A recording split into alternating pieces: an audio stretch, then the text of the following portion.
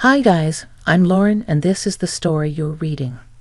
For the longest time, I was unsure if I should share this with you guys. You see, there's a tragedy involved in my story that is too close to my heart. Just talking or writing about it still upsets me a lot. But over time, I got the courage to share my experiences and tell you how I saw my mother-in-law, Jessica, get her karma. To start off, I must tell you what went wrong in my life. I had the perfect marriage and the perfect life, but God had other plans for me. After spending 8 years with my husband, Liam, he tragically passed away after a fatal accident. Words can't express how broken I was and how much I still miss him. He was the best man I have ever met, and I'm honored to have been his wife. Liam's passing had left me and his family in a broken condition. None of us expected him to pass away so soon.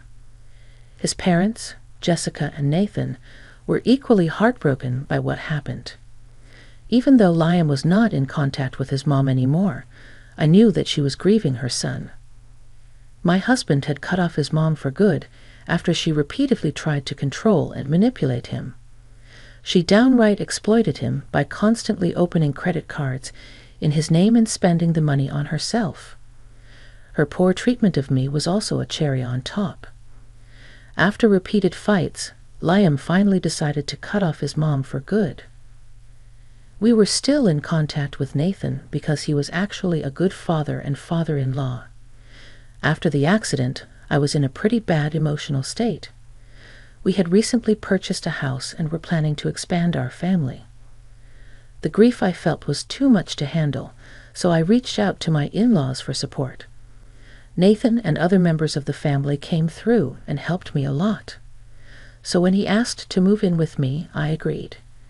He had said, "I know you and Jessica don't have a good relationship, but I'm begging you to look past that. She's a grieving mom who couldn't get her closure. She just wants to stay here for a bit to feel what's left." I understand that, Nathan. I'm having a hard time myself. I used Liam's life insurance money to pay off the house he had put in so much effort to find us the perfect place. I didn't have the heart to leave this place. I think you guys will find some peace staying here for a while. I'm so glad you understand, Lauren. Liam was lucky to have you in his life. I'll make sure Jessica behaves and doesn't give you trouble. Hopefully, this will help us come together as a family. Nathan had high hopes for all of us, but all would be in vain. Soon after they moved in, we both realized that Jessica wanted much more than closure and peace. From the very first day she moved in, she demanded to stay in the master bedroom. "Why the hell do I have to stay in the guest room? This is my son's house. Now that he's gone, this is my house.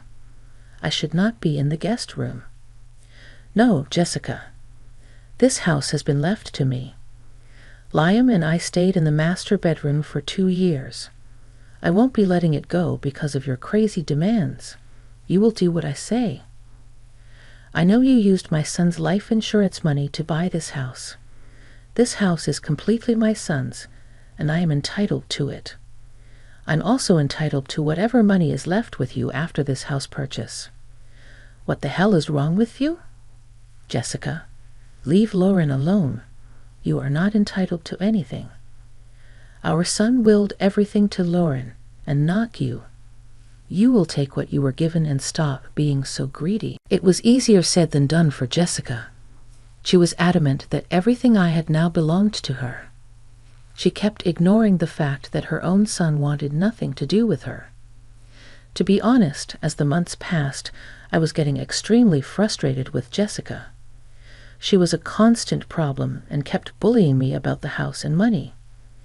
Nathan intervened as he could, but he often had to leave for work trips, leaving me alone with Jessica. Things were getting really out of hand until there was a glimmer of hope.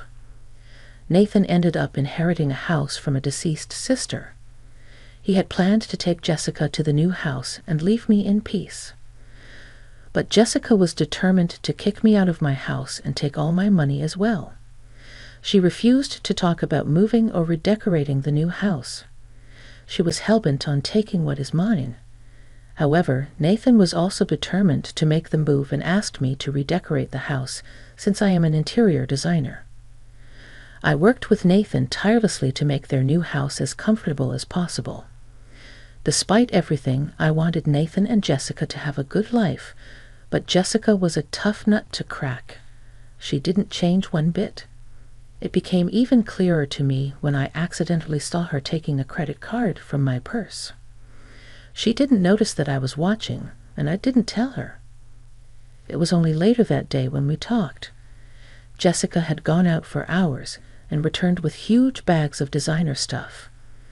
My eyes shot to the sky just thinking about how much everything would have cost. I calmly looked at her and said, "You've done quite a bit of shopping, Jessica. Looks like you've gone all out today." "Of course I have, Lauren.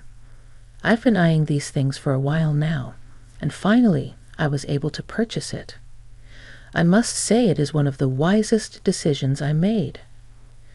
"I see, but I wonder where you got so much money. Is Nathan treating you with gifts?" "No, I simply used your credit card to make the purchases. My son has left you too much money. It would be a waste if you don't deserve so much money anyway, plus it should have been mine since I am his mother. So I took matters into my own hands and decided to use your credit card." I laughed a little when Jessica said that. She seemed nonchalant and without any remorse. She didn't even feel bad buying useless things with her dead son's money. Yes, she was that vile and uncaring. What she didn't realize was the fact that she had taken a different card with her. The credit card she used didn't belong to me at all. It actually belonged to my father-in-law, Nathan. I wonder how she ended up in this situation. Well, Nathan had given me his card to purchase some stuff for their house. Like I said, I was actually in charge of their interior decoration, so he wanted me to make some purchases for their upholstery. When Jessica had gone to take my card, she had taken Nathan's card, because I kept my card in my closet and not in my purse. Jessica had no idea what she had just done. I smiled and looked at her to say, "Jessica, I think you're under some kind of misconception. I don't really think you used my card to purchase anything." "What does that mean, Lauren? I have your credit card right here. You can actually take it back since I'm done with my purchases for now. I will need it back once I decide to make more purchases." "I don't think I'm comfortable taking back a card that doesn't belong to me, Jessica. I suggest you return it to the original owner." "What nonsense is this, Lauren? Just take your card back. I have hit the maximum spending limit on it anyway. I have no reason to keep it now." Jessica was still delusional about everything. So I quickly took out my purse and pulled out my real credit card that I had taken out of the closet that morning. I held up the card to show her as proof and said, "As you can see, this is my credit card, Jessica. And my bank statements will show you that there are no pending charges on it since it hasn't been used." "That is impossible. I took this credit card out of your damn purse. I know it's yours. If it wasn't yours, whose credit card is it? This is very suspicious." "Actually, I know whose credit card you took out of my purse, Jessica, but I will let you figure it out yourself. After all, you did try to steal my money and have no remorse for it. I don't feel like helping you out anymore." Jessica huffed and put the card back in her purse. She went to her room with her brand new stuff. I kept smiling at her the entire time, but I did feel a little sad. Not for her, though. I was feeling sad for the owner of the card. Speaking of which, I got a call from Nathan, who sounded very agitated and downright pissed. He said, "Lauren, there have been multiple transactions on my credit card at different luxury stores. Did you make those purchases? I have a bill of $50,000 on my credit card. What's going on? Did you do this?" "No, Nathan, it wasn't me. I didn't use your card at all, let alone spend so much money. I was going to use it today to make some purchases, but unfortunately, Someone else took that card last night. I thought you knew about this. I have no idea what you're talking about, Lauren. I didn't tell anyone to take my card from you. If someone really took the card from your purse, it was theft. Who is this person, Lauren? I really need to know. I simply can't afford to have $50,000 due on my card. Nathan sounded really desperate since it did involve a lot of money. He wasn't a poor man, but he simply couldn't afford to lose so much money, especially with the recent house purchase. I again felt really bad for him, but knew that there was a way for him to get the money back, and it would involve Jessica getting some karma for her actions. So I gathered my voice and said, this may come as a shock to you, Nathan, but it was Jessica who took your card. I saw her look through my purse for your card last night. You know she doesn't talk to me as much, so I didn't ask. I thought you had asked her to take your card back. No. I did nothing of that sort. I didn't tell your damn mother-in-law to take my card. Oh God, this is just insane. This is downright unbelievable. Jessica knows that I don't have that kind of money lying around. I understand that, Nathan. She didn't mean to use your card. She thought that she'd taken my card. She came home with bags of luxury goods and told me that she used my card to pay for everything. I told her that it wasn't my card, but I didn't tell her that it was yours. I think you should call up the stores and ask for the billing name, just to be sure. Nathan thanked me for telling him everything and said that he would check what happened. I knew that it was going to take a while. I was giddy knowing that Jessica had a few more moments to admire her treasures before the storm hit her hard. I could actually hear her cheerfully singing and whistling in her room. She even came downstairs to make herself some coffee and smirked at me in the kitchen as I was sipping my own. But her cheerful demeanor would soon change. She looked a little surprised to see Nathan call. She put him on the loudspeaker since she was making her coffee and cheerfully said hello. She was not prepared for the angry voice that greeted her on the other end. What the hell have you been up to, Jessica? You sound very cheerful. Well, I did some shopping today, so I'm in a good mood. Why do you sound mad, Nathan? What's going on? I will ask this once, Jessica, and I expect a straight answer. Don't freaking mess around with me. Why did you just spend $50,000 on my card? Nathan was so angry that Jessica was too scared to form comprehensive sentences. She said in a weak and shaken voice, "What are you saying, Nathan? I didn't use your card for anything. I swear, I didn't do anything. This has been a misunderstanding. I really meant to use Lauren's credit card. I swear to you, Nathan." So you're telling me that you intentionally took Lauren's card and went to town shopping, your heart out? You tried to steal from our daughter-in-law and ended up taking my card instead. Yes, I swear. I didn't mean to take your credit card, Nathan. You have to believe me. I didn't do it on purpose. I didn't know. Jessica was now in full panic mode. She hadn't planned to reveal to Nathan how she had managed to buy so many things despite not having a job. Yes, she can be clever, but not that clever. After all, she had acted on impulse and hadn't thought her plan through. That's why she was caught in this situation. Nathan was not having it with Jessica. He yelled at her, saying, "What makes you think that makes the situation any better? You tried to steal our daughter-in-law's card, which is something equally horrible. I told you multiple times that her money is not yours. Why don't you just listen to me for once, Nathan? I'm so sorry. I really didn't mean to put us in trouble. Lauren has a lot of money that she doesn't need. I really thought it wouldn't be a big deal. Had I known it was your card, I wouldn't have done this." "Damn right, Jessica. You never should have done this. Do you even know how much money $50,000 is? You will land us in debt. I can't believe I married such a greedy and disgusting woman like you." Oh, really, Jessica? So how did you end up buying all the stuff you just told me about? Whose money did you use? Well, I thought I just actually used Lauren's card to make those purchases. I swear I wouldn't take your card, Nathan. I don't even know how your card ended up with Lauren. Lauren had my card because I freaking gave it to her. She was supposed to use it to get furnishings for our new house. I don't think that will happen anymore. We don't have any money left after I get rid of these credit card bills. What have you done, you stupid woman? Jessica started to cry when Nathan kept yelling at her. She finally realized what a messed up thing she had done. Although it wasn't intentional, she would have landed in this place anyway.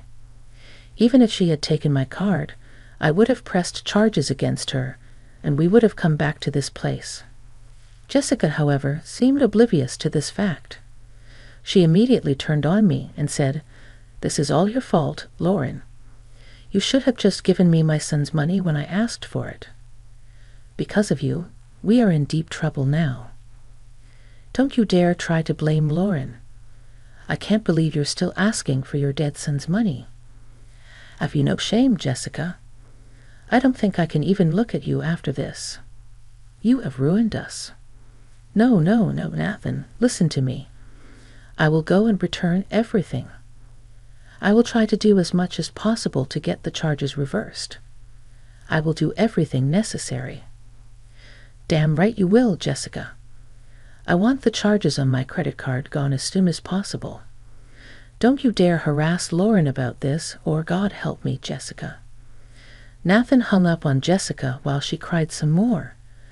She ran to her room and frantically gathered up her new stuff. I guess she was going to return everything that she had bought.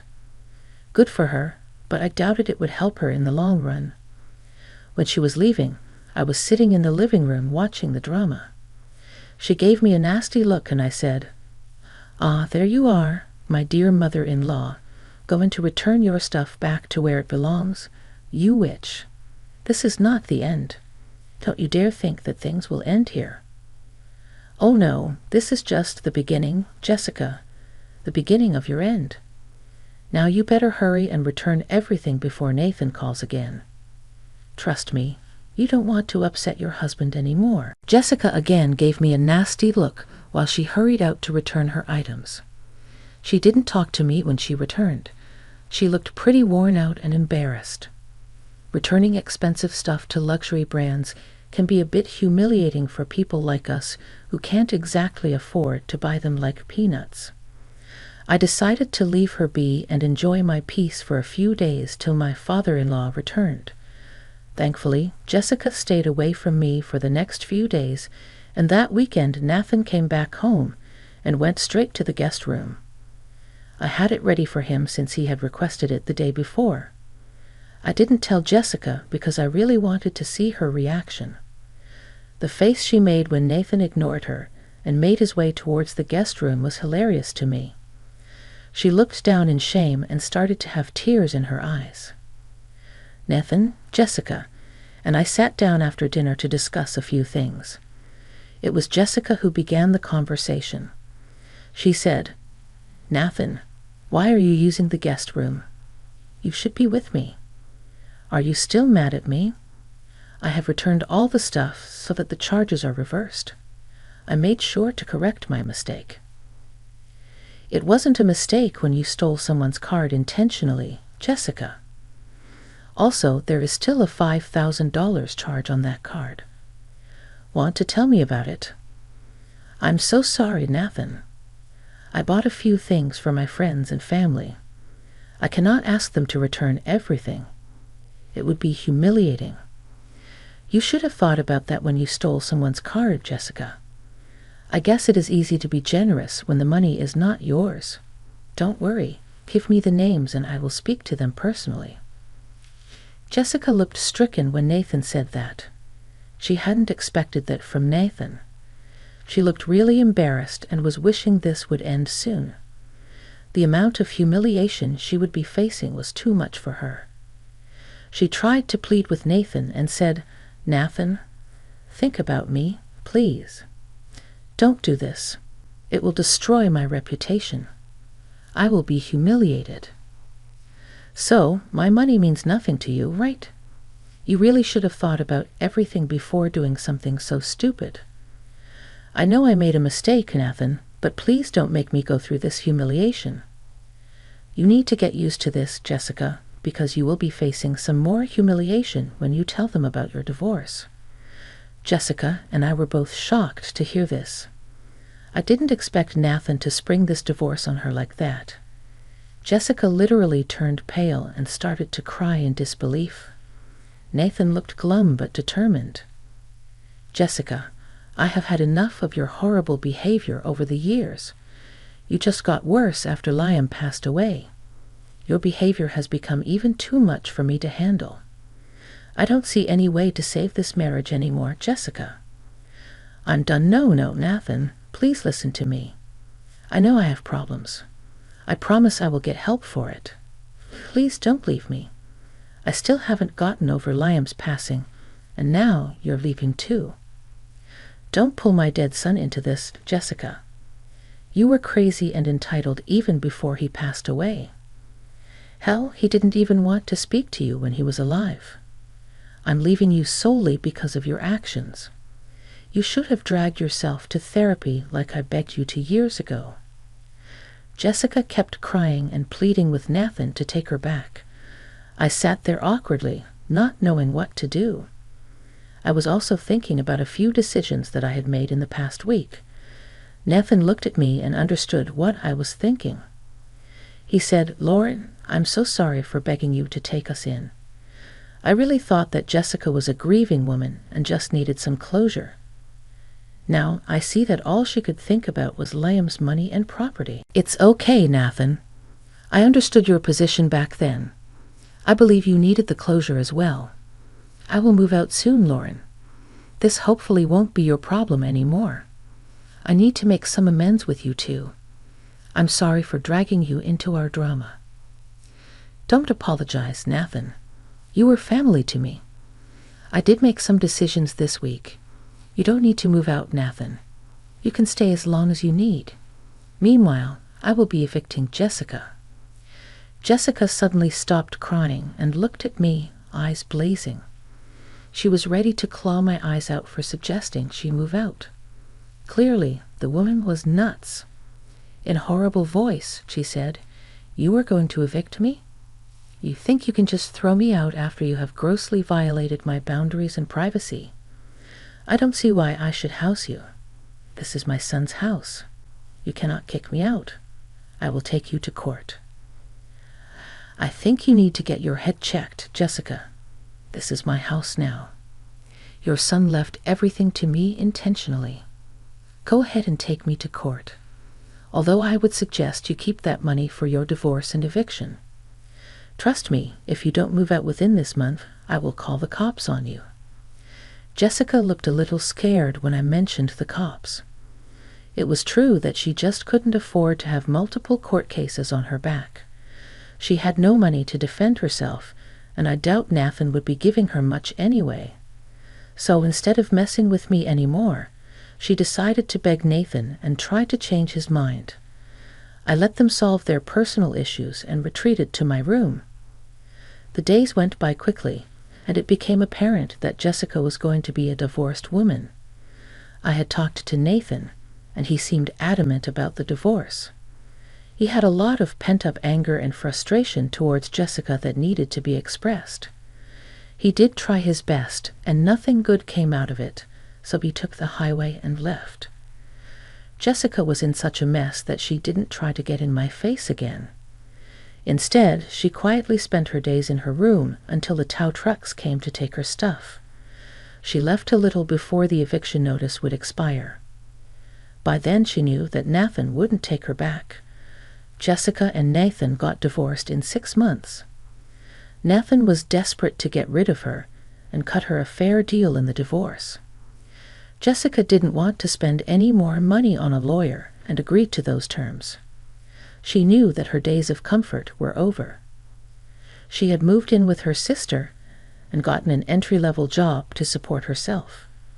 She did get some alimony, but it wasn't enough for her upkeep. The worst blow was the fact that no one trusted her after she attempted to steal my money. Even her own family berated her for being so greedy and turned away from her.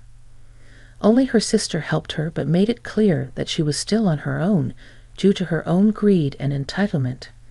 Jessica lost all her family. As for me, I have finally come to peace with what happened. Nathan and I still meet up at times to grieve Liam at his grave. He is now living in the house that he had inherited. I won't say that things are perfect for him, but he is getting there. We are both recovering and have planned to cherish Liam's memories till the end of our lives. Jessica can now only pray that her son forgives her in the afterlife.